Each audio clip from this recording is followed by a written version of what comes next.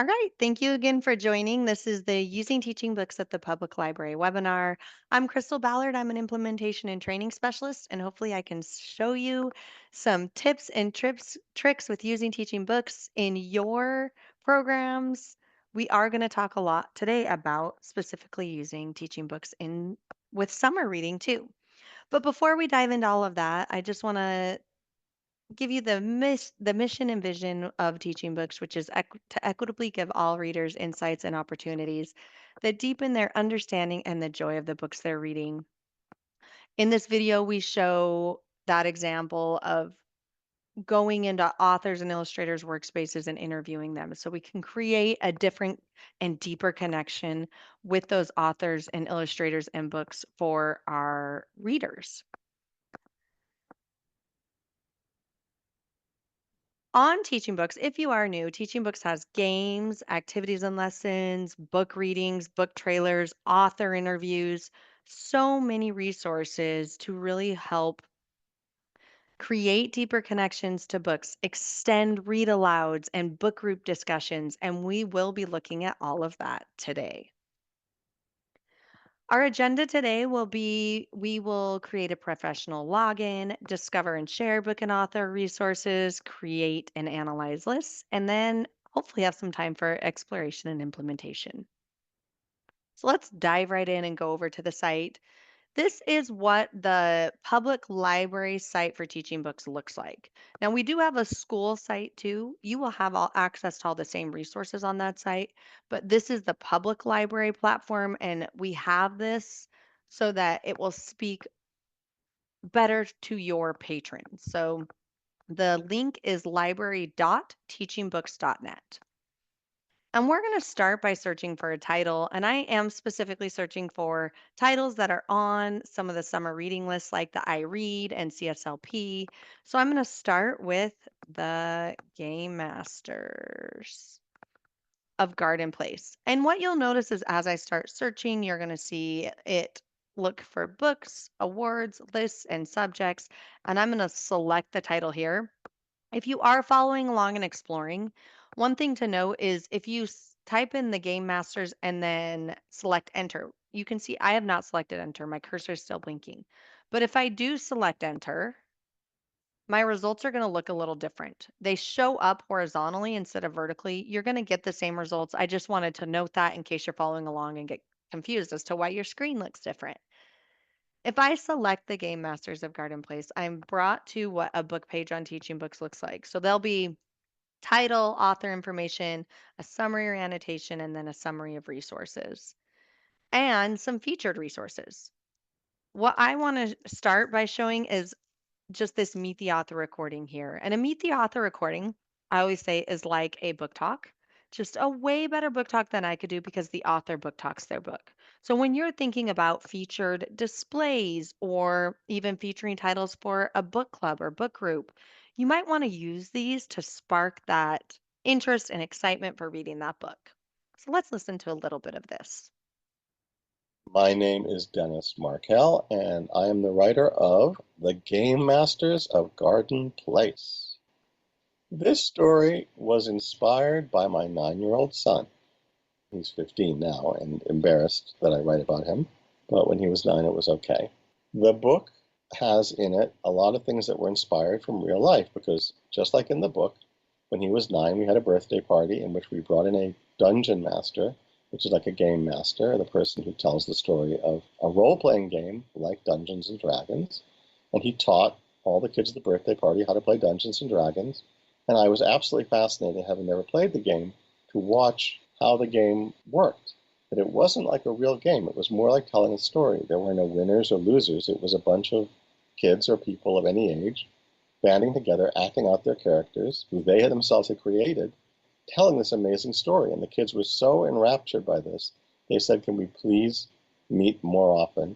And so for a number of years, these group of kids would meet every month or so and continue with the story. And eventually they got older, and not all of them wanted to continue with it. And all of that seemed like a very good place to set a story. And then my son said something when he was 9 and we were walking along that really pushed the premise forward. And he said, wouldn't it be cool if your characters came to life?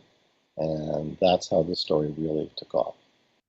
I love that, like him going with the background, and you'll if you keep listening, he talks about how he wasn't even very familiar um, with Dungeon and Dragons when he was young, and then he got into all these conversations, and it was just a great experience. So, what a great way to kind of spark some interest, especially for our gamers.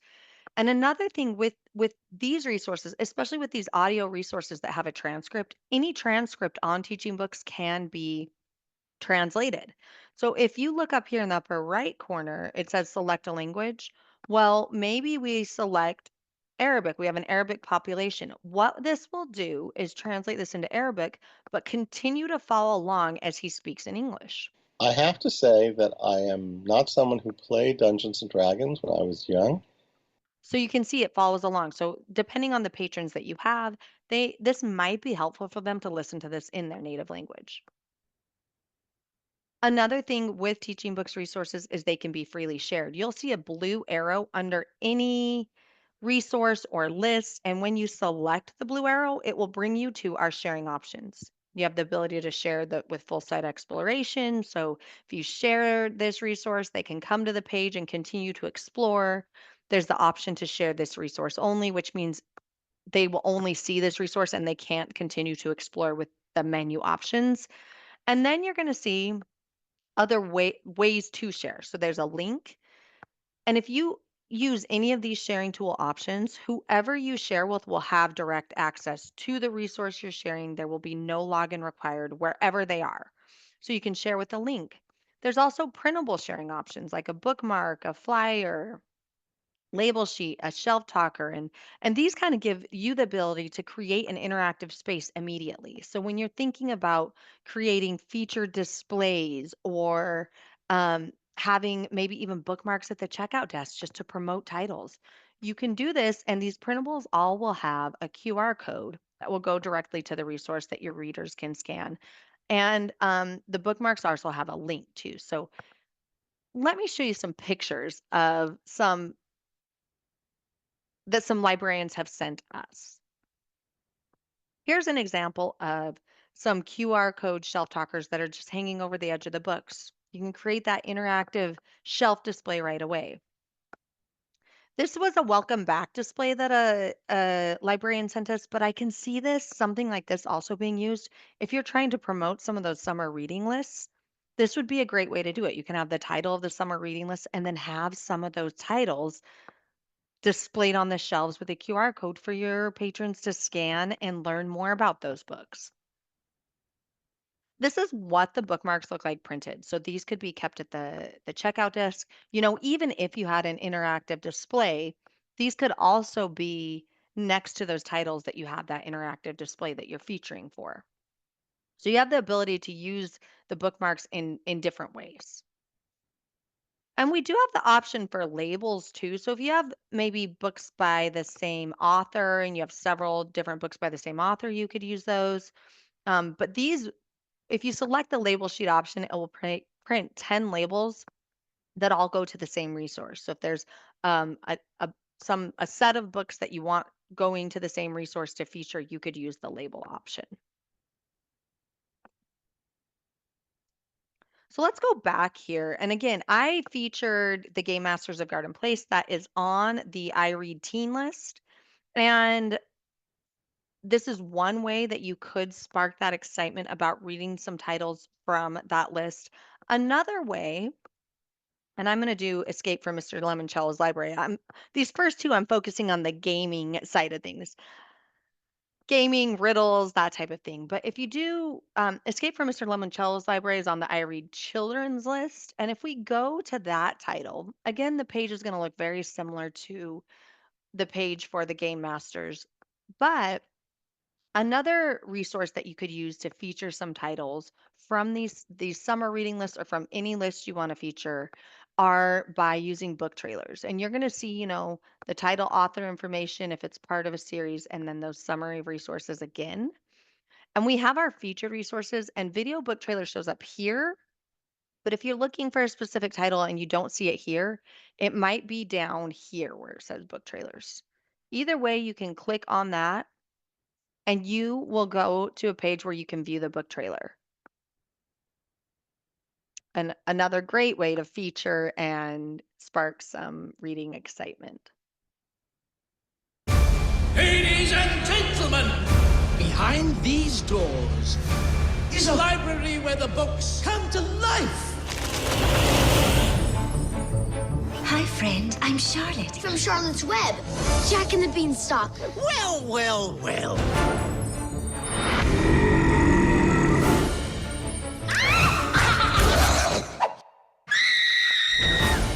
As you solve puzzles, you'll gain access to the clues. Oh, bingo, baby. These clues will help you to answer the big question. How to escape from Mr. Lemoncello's library.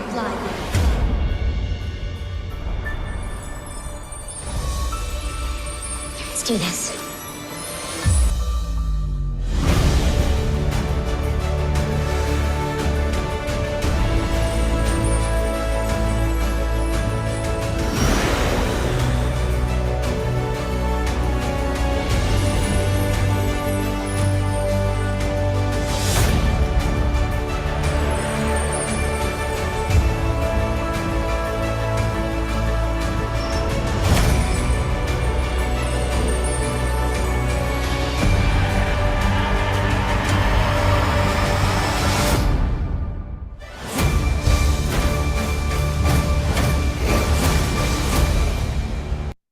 Of course, just another great way to feature these titles, spark that reading excitement.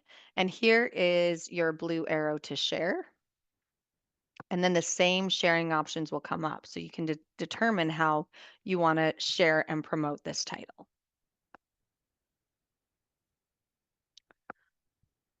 We're going to talk about lists, how to find lists on teaching books. But before we do that, I want to make sure you're logged in or you know how to log in correctly on teaching books. We always encourage you to create a professional login. If you go to teaching books, let me sign out one. And if any of your patrons go to teaching books, they're going to be welcomed by your library name here and up here in the upper left corner. And that's the perfect login for them. They have access to all resources on here, but they won't have the ability to save any resources like into a list if you want to create your own list. We always recommend that as professionals, you create your own professional login because then if you create a list, like maybe a unit or themed list with titles that have resources, then it will save that list. So in order to do that, what you're going to do is go to the toggle menu in the upper left corner, and then you will select professional login here right above sign out. You can input your work email. You do have the ability to sign in with Google too. If you're not Google, and you do your work email, if you've never logged into Teaching Books before and you select sign in, it will take you to a quick registration page where you will fill out some information, create a password, and then you'll have your professional account. If you have ever logged into Teaching Books before, it will just have you type in your email and password, and then you'll know you're signed in as an educator because it will welcome you up here with your name instead of the library name. It will still say welcome in the library name here in the middle, but welcome in your name up here in the upper left corner. So again, if you want to go through the process of creating an educator login, just go to the toggle menu here, and then here it will say professional login. I'm already signed in as a professional, so it's seeing if I want to sign out, but here's where you select professional login. So let's dive into lists. I've been talking a lot about summer reading lists because if you're thinking about planning for summer reading, we have resources on here to help with that planning process. So I'm going to start with summer reading and then I'm going to show you how you can create basically any list that you want, any kind of themed list or feature list that you want. So, if you are looking for summer reading lists and the resources to go along with those, there's two ways to find those on Teaching Books. Under For Professionals, you'll see a summer reading tab here. Or if you just want to type in summer, you'll see summer reading programs shows up under featured. And then you're going to see the different lists. So we can we're going to browse through some of these lists. And let's start with CSLP. And we'll do the early literacy English here. And what this does is it takes you to the list. You'll see there's 117 titles that we have resources for from that list. And then you'll see different options over here for if you want to filter down. So if you're thinking of featuring or if you're thinking of doing reading some of these titles for storytime read alouds, you can look over here and one thing that I'd recommend exploring are what we call storytime activity kits on Teaching Books. These are a great way to do a, a read aloud kind of extension, like whether it's coloring or activity pages. So if you go to resource type, you can filter specifically by the titles that have storytime activity kits here. If I select that, I see that there's 9 titles. Here are the 9 titles that have those activity kits. And so if I click into When Pencil Met the Markers, you're going to find Storytime Activity Kits under the Book Guides, Activities, and Lessons accordion. So if you are looking for some extensions to any read aloud you're doing, I would recommend always coming to this section, Book Guides, Activities, and Lessons. And what you'll see are ones highlighted in blue, which are lesson templates and activities that we've created here on Teaching Books. And if it's not highlighted in blue, our team of professional librarians have gone and vetted sites and added even more activities. So this is an activity kit from the publisher. If we open it,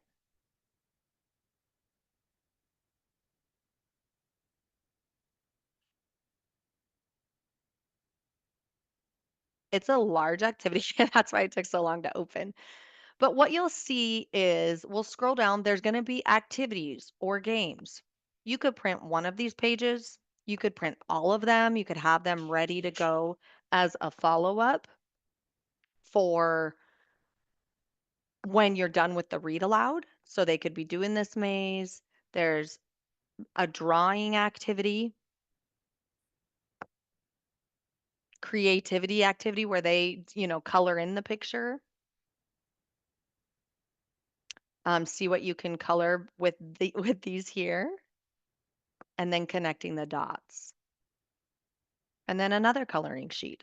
So, you could have one of these printed and ready to go as an extension to your storytime read aloud. You could even have some of these printed and just have these to send home as a follow up after the read aloud for your patrons to do with their caregivers. So these are called storytime activity kits. And you'll see them again under that book guides, activities, and lessons section on any book page. So let's go back to that summer reading page. I'm going to just focus again on that CLP list. Again, you type in summer, go to summer reading programs. If I open up the CSLP, I just want to show you activities maybe for some of our older readers. So if I go to teen, you're going to see the 57 titles that we have resources for here on Teaching Books. And maybe you are interested in some ideas for a book group and discussion ideas and maybe even activity ideas. You can always look for those. They'll be under the same section, but you can feature or you can filter here by book guides, activities, and lessons. If you are doing a book group and looking for some discussion ideas, you're going to look in the book guides, activities, and lessons section. So I'm going to filter this list by those that have book guides, activities, and lessons available, and I'll see that there are 18. Maybe I select Drawing Dina. And then again, this looks like very similar to the other book pages we've looked at. And I scroll down to book guides, activities, and lessons. You'll see the lesson templates we've created, which these are also great for homeschoolers. There's lesson templates they can fill out, and there's even graphic organizers. So when you're thinking about homeschool support, you can and they're needing some comprehension, some ways to assess comprehension and work on comprehension, that you can always send them to the graphic organizer pages too. And you'll see there's cause and effect, fact and opinion, main idea, details, and problem solution. That would be, for homeschool support. But under book guides, activities, and lessons, if you're thinking of doing a book group and you want some ideas for discussion, a lot of the publishers will create discussion guides, or again, our team of professional librarians will go and find them. And if I open this up, this is a great example. It kind of gives an about the book, it gives an excerpt, and then here's your reading group guide. Here's that about, and then here's all of these discussion questions ready to go. This could even be shared with your book club beforehand, so they're kind of paying attention and looking for some of these ideas to discuss. But then there's even extension activities available. So you think about reading this, having those discussion ideas, but then doing some follow up and extension ideas as well. Again, those are found under book guides, activities, and lessons. If we go back to that summer reading page one more time and scroll down, let's look at the We Are Kidlit collective list. If we open this up, you will see 62 titles that have resources here. And then again, you can filter. And one more resource I just wanted to feature that's a great way to spark that reading interest and help your patrons kind of make a deeper connection to some of these titles is just by a resource called audio name pronunciations. These really are just the authors introducing themselves. So if you want to have, a display up and then have QR codes that link to the authors introducing themselves and explaining how to say their names, you could easily do that with these. Let's go ahead and do family style. And the name pronunciations will always be featured up here at the top. And that's the same. You could search by author and you'll see name pronunciations on the author pages too. But if we open this up, we can listen as the author introduces themselves. Hi, my name is Tin Pham. Tin is spelled kind of weird. It's a Vietnamese name, Thien. It's actually pronounced in Vietnamese as Ting. But I think that the English language is a little hard to pronounce that monosyllabic sound. So I was growing up in kindergarten, all my teachers just called me Tin. My brother has a similar name. His name is Tun or Tun. When we were going through kindergarten at the same time, everyone called him Tin as well. So me and my brother actually ended up having the same name in our elementary school for all our lives. And I just love hearing them talk about, the backstory for their name, and even him saying him and his brother ended up kind of having the same name. Remember, this can be translated, and then you have your sharing options here. And there's that shelf talker if you wanted to just have, a display up with your patrons kind of being introduced to these authors. So let's go back to well, let's talk more about lists. And let me close some of these tabs. I have way too many tabs open. So let's talk some more about lists. We've looked at summer reading lists, but now let's talk about creating your own reading list. Now, in order to create and save your own reading list, you do have to be logged in as a professional, and that's why we took care of that. So make sure you're logged in as a professional. But there's some different ways you can create lists. Um, you can always see the different ways by going to your toggle menu here and then going to your reading list. And what you'll see under your reading list is if you have, I'm signed in as Inspire, so there's Inspire list. What will show up here for you is your library, the name of your library, and any lists that your library has that are featuring, we can make live here so your patrons can see it. You're going to see Indiana state lists, but then you can always create a new custom reading list, either here or here. If you open this, the first thing it's going to have you do is create the list name, the collection name, and then save it. But what you'll see over here is that you can paste a list of titles and authors. So if you already have some spreadsheets with themed lists or book club lists, story time, read aloud lists, you can paste in titles and authors. You can paste those lists in with titles and authors, ISBNs, or CSV. You can also import another TeachingBooks list but you have those different options for creating lists on here. We're going to just start from scratch. And since we're thinking I've talked a lot about summer and planning for summer, I always think it's fun to look at adventure titles and kind of feature an adventure display. So you can also search on teaching books by genre. So you could type in adventure here, and what you'll see is under featured, it will say the adventure collection. If I select that, you're going to see a very large collection of titles. So we're going to filter. One thing I want to know, and I had a great question. I actually did another library training this morning, and they asked a great question because they noticed that Dogman was on here, and they asked if Dogman might be adventure, but it's also graphic novel. Is there a way that that is tagged in our system? Yes, and I'm going to show you. If you click into any page, you can see what all is tagged as far as genre goes or any other tags go. So you can see that it's tagged both as adventure, graphic novel, and humor. So if you were to search for graphic novel, Dogman would be one thing that would come up. I just happened to search for adventure. But let's talk about this. We don't want to save a list of adventure titles that's over 11,000 titles. Remember, these all have resources for the titles, but let's filter it down. And the first thing that we might want to consider is grade level. Now, we don't have actual ages, but we do have grade levels. So maybe we're thinking, like late elementary, maybe early teen. So we select 5, 6 here. And that makes our list go smaller, but not that much smaller. But maybe from here, we think about how we want to feature our adventure titles. Do we want to have the authors talk about their books? Do we want to have book trailers? And you can always also filter if you go down by resource type.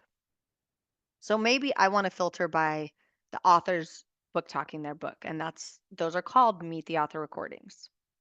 And if I do that, I still have a pretty big result, but what I can do from here is just pick and choose the books I want on my list. You can always create a list one by one with the plus sign, but since we have searched and filtered, I'm going to add multiple titles from these results to my list. And if I do that, the first thing it's going to ask is which ones I want to add. So I'm going to add the first 10 because I'm going to feature these 10 for my adventure display. And I'm just going to call this Summer Adventure Display. And I say add to list. And now I view it. And you're going to see my 10 titles. You'll kind of see a summary of resources. And I know if I click into any of these, I will see that this one has a Meet the Illustrator recording. So it's either Meet the Author or Meet the Illustrator recording, which is like that book talk. Now, if you click out of your list, you find it by going to that 3-line toggle menu and then back to your reading list. So now I have this list down here, and let's look at it again. One thing you also can do with any of these lists, especially if you're creating a display, like a featured display list, you can always analyze your list. Meaning, and this button will show up on any list in the upper right corner. It gives you insights into things that are included in your list, like genre, cultural experience, even reading levels. So if we scroll down, you're going to see here what's at a glance. You'll see fiction, nonfiction, lexile, year published, what cultural experiences are included, and you can click on any of these and see which titles are within there. So you can click on these red lines, genre details, curricular area details, and then it's going to show us what's not included. So the genres, I'm not surprised about any of these not being really included because I specifically searched for adventure and then I did a specific age level. But maybe I want to make my feature display a little more diverse. So I can click into any of these cultural experiences and add titles to feature from there too. So let me show you again how I got there. If I go to my list, your reading list, and then I open it up, that list analysis is going to show up in that upper right corner. Now, some things that you can do in addition to just creating this list, analyzing, making sure it has what you want to feature, you have the ability to share any list. So if you select the share option, maybe you feature this adventure list, or maybe it's a recommended like book group list or just any kind of recommended reading list, and you have bookmarks at the checkout desk because then your patrons can scan the QR code, they can go to this link, and they can look at what's on the list. And do they want to continue exploring it? And then what they'll do is they'll be taken straight to this page where they can click into the different titles. You also can embed any list. So if there is a list that you really want to feature, you can copy this code and embed the list. Once you copy the code and put it on your site, it's going to show up like this on your library site. So basically, Teaching Books is kind of embedded on your library site. And then if they click on any title, it will open a new tab and take them into that title to explore. So sharing options for the list will be in this upper left corner.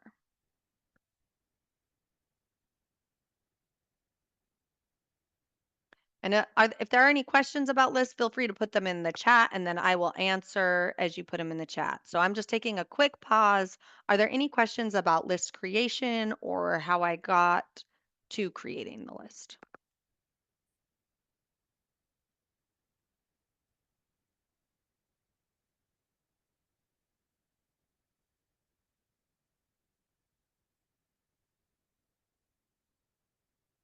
I don't see any questions yet. If there are questions, just feel free to add them and I will pause and answer questions as we're going.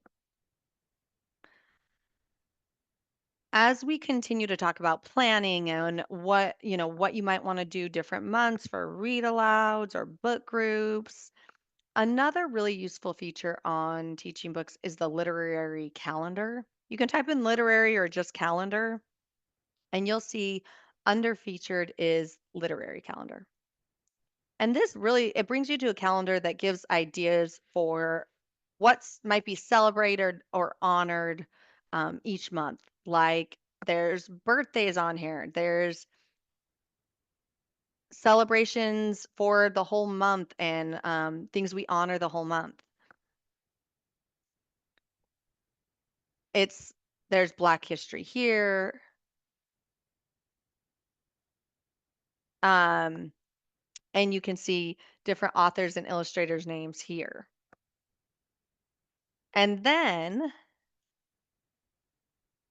let me just show you. I'm going forward 1 month, and you're going to see the different information that you can find. So if you are kind of you're seeking some ideas, you can always come and search at this literary calendar to plan for upcoming months. Now, as we talk about, how are we going to integrate these resources? You can always we talked about meet the author recordings. Those are like those book talks. You can display those and same with book trailers. That's a great way to feature and display titles that you are trying to promote for any specific month. Um, so I have a great question in the chat. When you search for any title, it will have specific green bands associated with it. And that is our team of professional librarians that go and add these resources and these titles. And they are following their own collection development policy um, to add these titles, as well as the age and grade bands that go along with them. If you have any further questions about that, you can always reach out and we can have the team of librarians that adds these materials answer any questions you have about that. If we do have older titles, they're generally ones that are often used and have a lot of resources, and that might be why they're on here. But again, if you have any questions, you can reach out. I will put the email accounts at teachingbooks.net is who you'd want to reach out to if you have any questions about resources that are on Teaching Books. Um, I am just reading the chat right now. I'm so glad that y'all are learning new and seeing some new things. We were talking about, literary calendar, and I was saying we have meet the author recordings, we have those book trailers, and then again, those activity kits and discussion guides. Remember, those are under any title. You're going to look under book guides, activities, and lessons. Again, I have more questions in the chat about titles that are on teaching books and the resources with them. If you have questions about titles that are added to teaching books, please email accounts@teachingbooks.net. If we don't have a title you see on here, they might be able to add if there are resources available, but our team of professional librarians follows a collection development policy, and that is how they resources and titles are added to teaching books. If you have any more questions about that, feel free to reach out to accounts@teachingbooks.net. One other thing I wanted to note that you can share and promote teaching books on any social media platform too. So if you go to even just the summer reading page, if you go to summer reading programs here, you can share this page. So if you want to promote this on teaching books, start promoting the summer reading, maybe not now, but in a month or so, whenever you do it, um, you can use a bookmark. Oh, sorry, that's a printable. That's not going to work on social media, but you can see the different ways you can post on social media. Even if you do the link, you can post that link too. I had one question that I thought was really helpful. I noted it a little bit, but one person specifically asked me in the last training about homeschool support, because if you open the For Professionals page, you're going to see a homeschool support tab. They asked if you are supporting homeschool patrons, what would you, they asked me specifically what I would recommend um, that would help them the most. And what I said is I would always point them in the direction of that book guides, activities, and lessons section. Generally, I think they'll have a book they have in mind, so they can search for a title here or here. But where they're going to find the most assistance for either, lesson ideas or lesson follow-ups is going to be that book guides, activities, and lessons section. Just an idea, if we go to, and I'm just going to go back to Escape from Mr. Lemoncello's library. Here we go. Just so that you can see what section I would always recommend them looking at is book guides, activities, and lessons. There's also a lot, if this is homeschool students that are, your older patrons and are working on the classics, I just want to show you like Romeo and Juliet. There are so many ideas for book guides, activities, and lessons. So if they need any assistance in teaching more of those more challenging pieces of work, like the classics like Romeo and Juliet, please refer them to this section because there's so many resources available to help teach that. So that's for our homeschool students. I just wanted to note that because I had some questions about that in the last webinar. So I hope that's helpful for y'all too. So let's go back. Oh, you know what? Let's go back to the slides and kind of talk about what we did today. We discovered and shared book and author resources, create and analyze lists. Just a question for you to answer in the chat. How do you see yourself using these resources in your programs? And feel free to answer in the chat, and then we will conclude in just a little bit after you think about that, and I will make sure to put the link to the certificate that you need in the chat as well. So anybody want to write in the chat, I will be quiet so you can write, but how you plan to use some teaching books resources in your programs.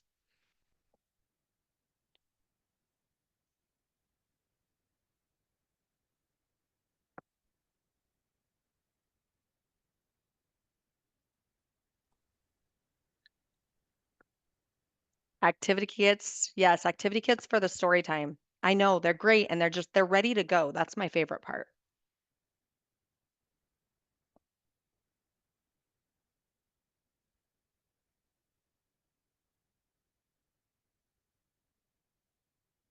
Great for book clubs. Absolutely. I love the book club, the discussion ideas, and featuring these titles with these author interviews and then having those discussion ideas ready and at your fingertips. Great. I am going to put the link to the or to the certificate in the chat.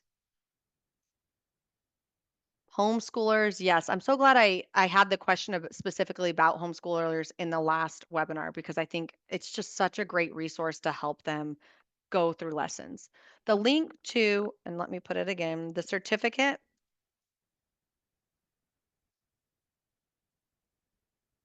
is in the chat. You can click on the link and then fill out your information and you'll be able to get a printable certificate from there. I'm going to go ahead and stop the recording. Great. And I